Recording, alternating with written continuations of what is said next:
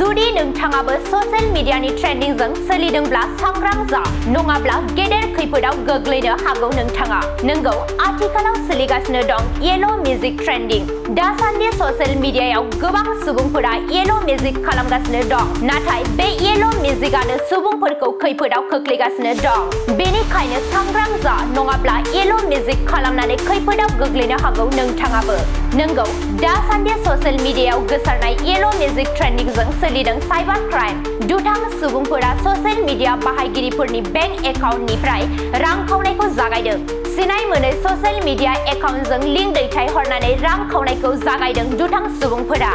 जुदि नोंथांनावबो सिनाय मोनै सुबुंफोरा बेबायदि लिंक हरदोंब्ला सांग्रां जा नङाब्ला खैफोदाव गोग्लैनो हागौ नोंथाङाबो।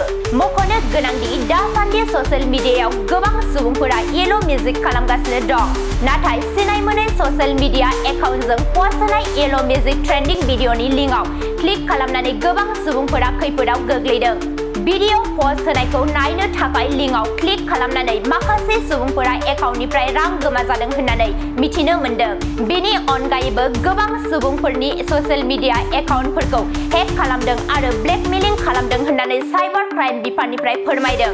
बेनिखायनो नोंथाङाबो सांग्रां जा नङाब्ला बेफोरबादि खैफोदाव नोंथाङाबो गोग्लैनो हागौ।